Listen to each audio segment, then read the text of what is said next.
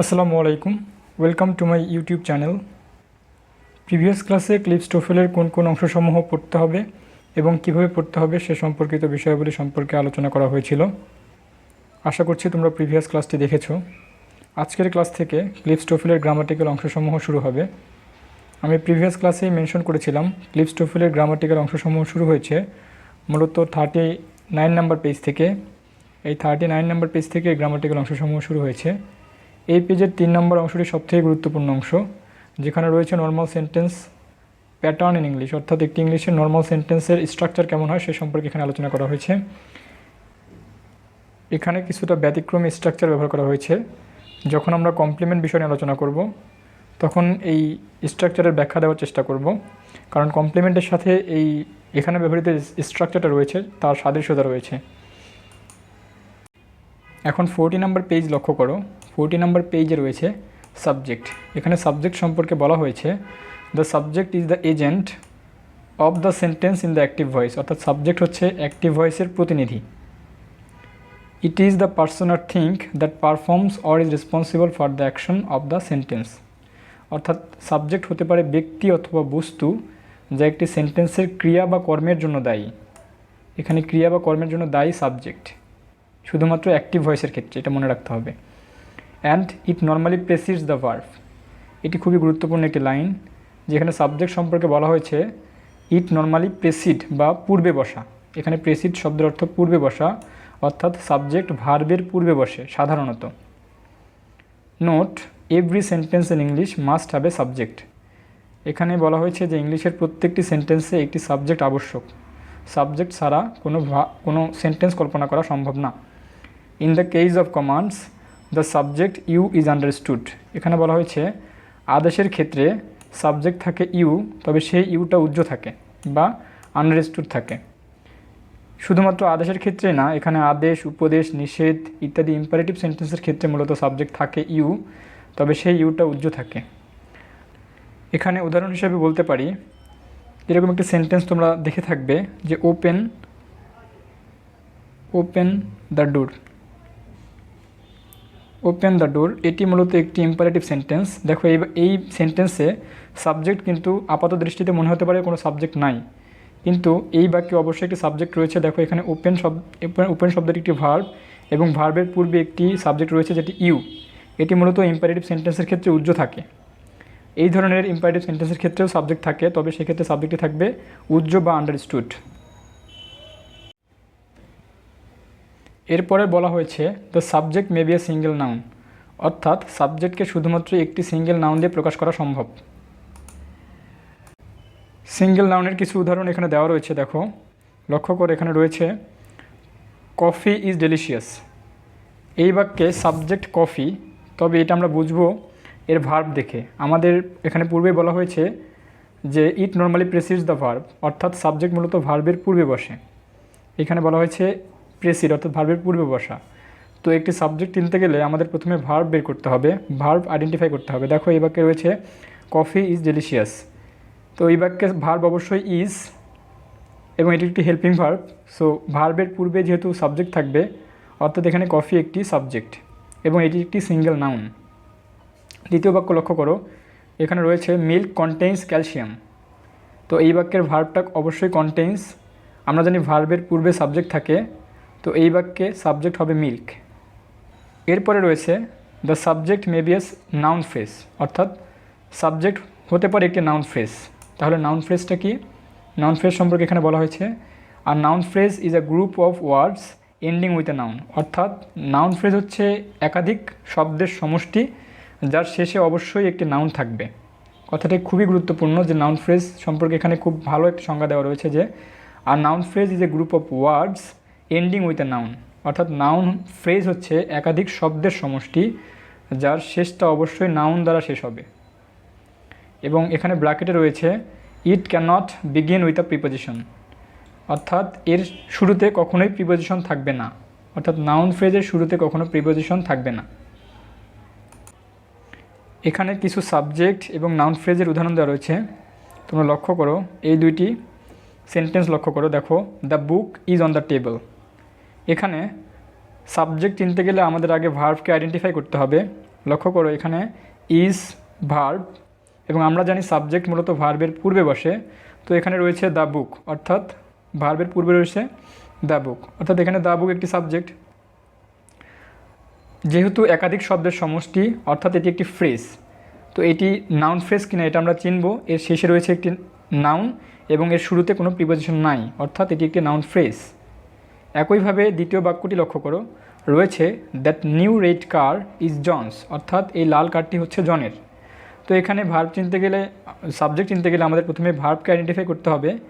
এখানে ভার্ব হচ্ছে ইজ, অর্থাৎ সাবজেক্ট হচ্ছে ভার্বের পূর্বের পুরো অংশটুকু, অর্থাৎ দ্যাট নিউ রেড কার, এই পুরো অংশটাই হচ্ছে একটি সাবজেক্ট।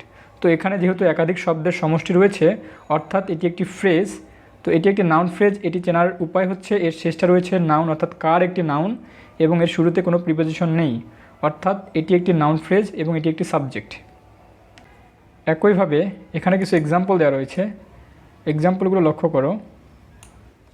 দেখো এখানে রয়েছে we girls are not going to that movie. এই বাক্যে সাবজেক্টকে চিনতে গেলে আমাদেরকে অবশ্যই আগে ভার্বকে আইডেন্টিফাই করতে হবে। এখানে আর হচ্ছে ভার্ব এবং আমরা জানি সাবজেক্ট মূলত ভার্বের পূর্বের অংশ, অর্থাৎ এখানে উই গার্লস এই দুইটি শব্দ একটি সাবজেক্ট এবং যেহেতু এখানে দুইটি বা একাধিক শব্দের সমষ্টি রয়েছে এটি একটি ফ্রেজ এবং এটি একটি নাউন ফ্রেজ, কারণ এর শেষটা হয়েছে নাউন দ্বারা এবং এর শুরুতে কোনো প্রিপোজিশন নেই। একইভাবে দ্বিতীয় বাক্যটি লক্ষ্য করো, এখানে রয়েছে জর্জ লাইকস বোটস, অর্থাৎ এই বাক্যের সাবজেক্টটা যে জর্জ, এর কারণটা হচ্ছে এখানে ভার্বটা হচ্ছে লাইকস। আমরা জানি সাধারণত সাবজেক্ট ভার্বের পূর্বে বসে। তৃতীয় বাক্যটি লক্ষ্য করো, Mary, John, George and I went to a restaurant last night, অর্থাৎ এই বাক্যের সাবজেক্টকে চিনতে গেলে আমাদেরকে আগে ভার্বকে আইডেন্টিফাই করতে হবে। এই বাক্যের ভার্ব হচ্ছে ওয়েন্ট এবং এই ওয়েন্টের পূর্বের পুরো অংশটুকুই হচ্ছে একটি সাবজেক্ট, অর্থাৎ এখানে Mary, John, George and I এই পাঁচটি শব্দের সমষ্টি একটি সাবজেক্ট। ওকে, কারণ আমরা জানি সাবজেক্ট মূলত ভার্বের পূর্বের অংশ। এর পরের বাক্য দেখো, the weather was very bad ইস্টারডে, অর্থাৎ এই বাক্যের সাবজেক্ট হচ্ছে দ্য ওয়েদার, কারণ এই বাক্যের ভার্ব হচ্ছে ওয়াজ এবং আমরা জানি সাবজেক্ট মূলত ভার্বের পূর্বে বসে। এভাবে পরের বাক্যে দেখো, the chemistry professor cancelled the class, তো এই বাক্যে ক্যান্সেলড হচ্ছে একটি ভার্ব এবং ভার্বের পূর্বের অংশ যেহেতু একটি সাবজেক্ট, তো দ্য কেমিস্ট্রি প্রফেসর এই পুরো অংশটুকু একটি সাবজেক্ট। আমি আবারও বলে রাখি এটি একটি নাউন ফ্রেজ, কারণ নাউন ফ্রেজের শেষের অংশটুকু অর্থাৎ এই শেষ অংশটুকু হয় নাউন এবং এর পূর্বে কোনো প্রিপোজিশন থাকে না। দেখো এখানে কোনো প্রিপোজিশন নেই, অর্থাৎ এটি একটি নাউন ফ্রেজ। পরের বাক্য দেখো, the bank closed at 2 o'clock, অর্থাৎ এই বাক্যের ভার্ব হচ্ছে ক্লোজড এবং সাবজেক্ট যেহেতু ভার্বের পূর্বের অংশ অর্থাৎ দ্য ব্যাংক হচ্ছে একটি সাবজেক্ট। এখানে লক্ষ্য করো, রয়েছে it can act as a pronoun for a noun or can be the subject of an impersonal verb, অর্থাৎ ইট কখনো নাউনের পরিবর্তে ব্যবহৃত হয়ে প্রোনাউন হিসাবে কাজ করতে পারে অথবা একটি ইম্পার্সোনাল ভার্বের সাবজেক্ট হিসাবে ব্যবহৃত হতে পারে। আমরা জানি কোনো কিছু যখন নাউনের পরিবর্তে ব্যবহৃত হয় তবে সেটি প্রোনাউন হিসাবে কাজ করে, তবে ইট অনেক সময় ইম্পার্সোনাল ভার্বের সাবজেক্ট হিসেবে ব্যবহৃত হতে পারে। এরপরে বলা হয়েছে as the subject of an impersonal verb the pronoun is not actually used in place of an noun, তবে যদি ইট ইম্পার্সোনাল ভার্বের সাবজেক্ট হিসেবে ব্যবহৃত হয় তবে এই প্রোনাউনটি একটি নাউনের জায়গায় ব্যবহৃত হয় না, তবে এটি একটি নাউনের জায়গায় এই প্রোনাউনটি ব্যবহৃত হয় না, এটি একটি ইম্পার্সোনাল ভার্বের সাবজেক্ট হিসেবেই গণ্য হয়।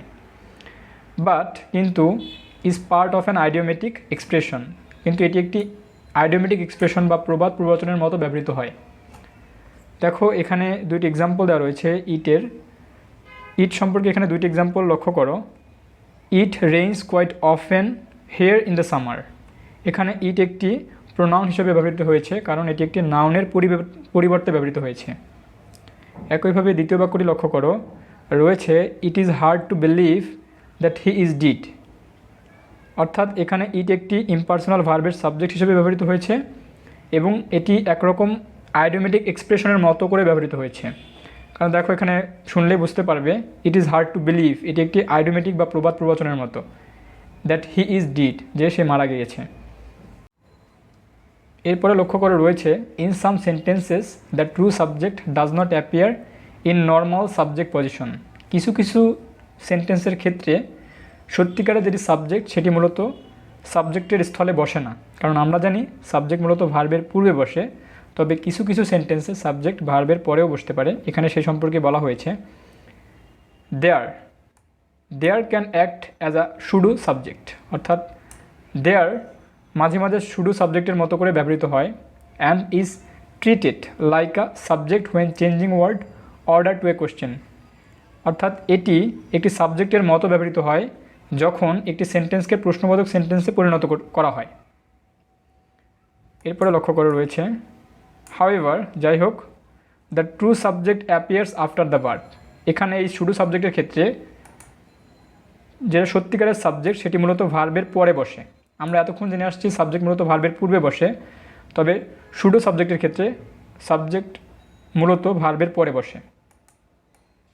And the number of the true subject controls the verb, অর্থাৎ এখানে বলা হয়েছে যেটি সত্যিকারের সাবজেক্ট সেই সাবজেক্টের সংখ্যা ভার্বকে নিয়ন্ত্রণ করবে। অর্থাৎ আমরা জানি ভার্ব এক্ষেত্রে সাবজেক্ট ভার্বের পরে বসবে এবং যে সাবজেক্টটি ভার্বের পরে বসবে সেই সাবজেক্টটি ভার্বকে নিয়ন্ত্রণ করবে। এখানে কিছু শুডো সাবজেক্টের উদাহরণ দেওয়া রয়েছে, দেখো লক্ষ্য করো। There was a fire in that building last month. এখানে দেয়ার রয়েছে প্রথমে সাবজেক্টের জায়গায়, এখানে দেয়ারটা মূলত সাবজেক্ট না, এখানে দেয়ার একটি শুডো সাবজেক্ট। এখানে মূল সাবজেক্ট হচ্ছে আ ফায়ার, কারণ এই শুডো সাবজেক্টের ক্ষেত্রে মূল সাবজেক্টটা থাকবে এই ভার্বের পরে, অর্থাৎ ভার্বের পরেই থাকবে এটার সাবজেক্ট, এবং এই ভার্বের পরে যে সাবজেক্টটা থাকবে সেই সাবজেক্টের সংখ্যা নিয়ন্ত্রণ করবে ভার্বকে। অর্থাৎ এই সাবজেক্টটা যদি সিঙ্গুলার হয় তবে ভার্বটা সিঙ্গুলার হবে, এবং সাবজেক্টটা যদি প্লুরাল হয় তবে ভার্বটা প্লুরাল হবে। এক্ষেত্রে দেখো এ ফায়ার একটি সিঙ্গুলার সাবজেক্ট, সেক্ষেত্রে এখানে ভার্বটা একটি সিঙ্গুলার হিসেবে ব্যবহৃত হয়েছে। একইভাবে এখানে এই সেন্টেন্সটাকেই প্রশ্নবোধক তৈরি করা হয়েছে, was there a fire in that building last month. একইভাবে পরের সেন্টেন্সটি লক্ষ্য করো, there were many students in the room. তাহলে এখানে দেয়ারটা একটি শুডো সাবজেক্ট এবং এর মেইন সাবজেক্ট রয়েছে ভার্বের পরে, যেটি একটি প্লুরাল সাবজেক্ট। যেহেতু এটি একটি প্লুরাল সাবজেক্ট, এখানে ভার্বটা একটি প্লুরাল হিসেবে ব্যবহৃত হয়েছে। এটিকে আবার প্রশ্নবোধক তৈরি করা হয়েছে, were there many students in the room. আজকের আলোচনা সাবজেক্ট সম্পর্কিত কোনো প্রশ্ন থাকলে তোমরা অবশ্যই কমেন্ট বক্সে জানাবে, আমি সেগুলোর উত্তর দেওয়ার চেষ্টা করব। আজকে এই পর্যন্তই, দেখা হবে পরবর্তী ক্লাসে।